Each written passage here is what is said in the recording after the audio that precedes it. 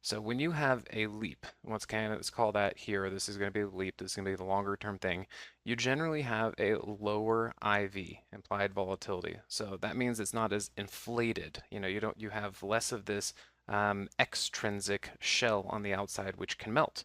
You have less of that. You have less theta decay because again, things are melting slower.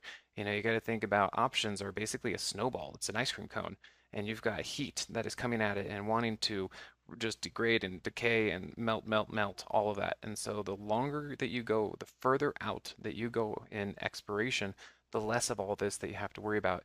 And it has a low extrinsic value. I'm going to get another slide that will show you a little bit more about that. Versus if you go with a shorter dated options, generally anything 90 days or less, this is really where you start to run into these kind of issues. And you even get them, I mean, if you guys know about zero DTE, and I have a few videos about zero DTE options and option trading. So if you guys want to see that, they expire every single day. So this thing is like, under a heat lamp and it's melting and it's going to be gone by the end of the day. Versus weekly or even monthly options. So this is going to be looking at anything 90 days or less.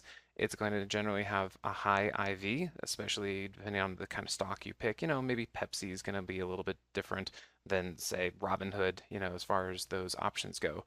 Theta decay, you're going to have a high theta decay. This thing is going to be melting. You are going to be losing money every single day due to theta decay, and the price of the option the price of the stock needs to overcome that theta decay every single day in order for this thing to become profitable. Of course, there are trades and momentum that work for this. I've made lots of money that way too, but it's just trying to describe what's happening. And then with this one, you have most of the value of the option is extrinsic value. So again, think about either the ice cream cone or snow cone. You've got a little piece inside that's called intrinsic. That's the actual value of everything. Once it's melted away, you still have this little kernel of value inside.